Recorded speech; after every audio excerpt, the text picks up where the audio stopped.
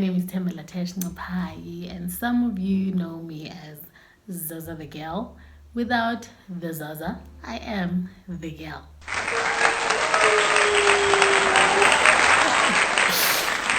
So, on today's video, we are speaking about reciprocation, reciprocation in family, reciprocation in relationships, whether it's friendships or a relationship with a partner.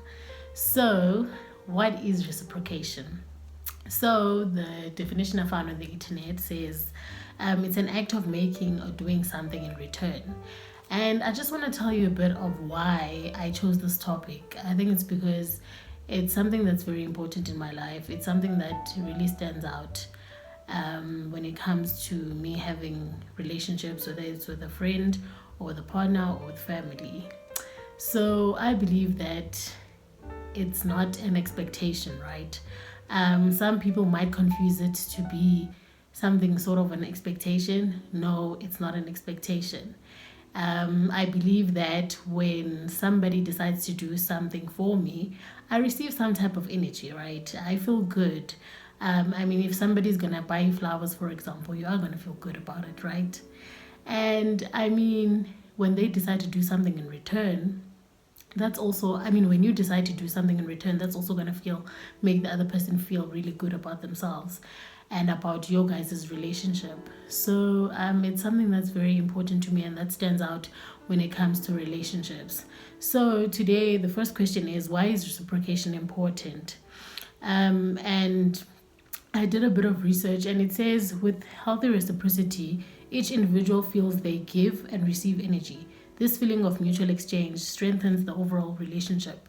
So I totally agree with this because when I say that when somebody decides to do something for you or you decide to do something for that other person, they're going to feel good about it. They're going to feel good in general about the relationship that you guys have. It's not only about, you as a person, but about both of you guys, and it's I believe it's something that comes as a thought to a person that, let me do this thing for my friend, let me do this thing for my brother, let me do this thing for my sister. So it's one of those things. And then another question that I have written down here is what to do when a friendship is not reciprocal. We do get into those friendships. We also do get into those relationships, whether it's with family or friends or whatever, like I said. And I believe, Uguti, what you can do from my perspective is that, voice out your concerns, speak to the person, find out how they feel, about reciprocity, because it's not always the same. Maybe other people are not used to that. They've never received that kind of love. Maybe you've been doing, it's been coming from your side only, and the other person hasn't been reciprocal, So maybe they don't know about that particular thing, or maybe nobody has ever taught them. So maybe you, that one friend who can actually teach them about that thing. Or maybe they just aren't reciprocal, And it's up to you on what to do about that, whether you're staying in the relationship or whether you're going to walk away, Like I said, it's not an expectation. You shouldn't expect somebody just because you decided to make somebody a hat or knit a hat or something. Don't expect the same thing from them. They could decide maybe to throw you a birthday party. And that's reciprocity, guys. It doesn't come the same way. It's not something that when somebody maybe buys you shoes, they should also expect you to do the same. You could show them in another way, or they could show you in another way that they actually appreciate you. So for me, it shows a sense of appreciation of the friendship, of the relationship. And like I said, Google said that it strengthens the relationship.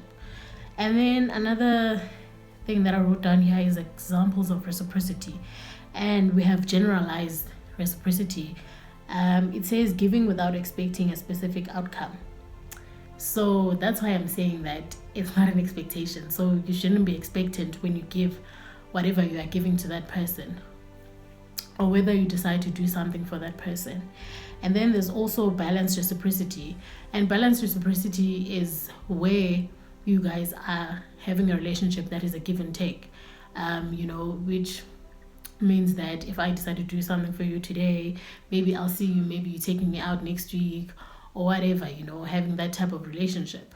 So those are the things that you can learn from being reciprocal or reciprocity, especially in friendships, family, partnerships, whatever it is, guys.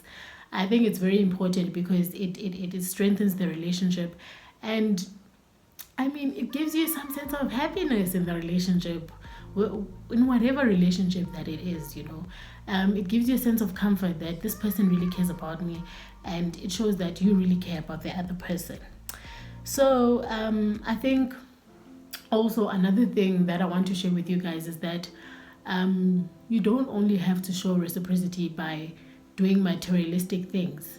It could be like, for example, if somebody lost a family member or lost a friend, you're showing, like, I'm not sure whether it's sympathy or empathy, which one to use, to that person. You show them that you actually care, you being there for them, you know. Even in situations where maybe your friend is going through a divorce, you supporting them, you showing up for them and being there and saying that, you know what, I am here, and you showing that you actually care about that person. So those are the things that I really wanted to share with you guys.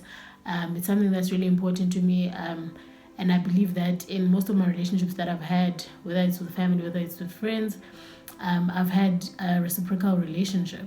But sometimes some of them are not, but that's not what I'm here to share today. I'm done for the day. I shared what I wanted to share. I hope you guys can take away something from this. Let me know what you think down below in the comment section, and I'll see you guys in the next video.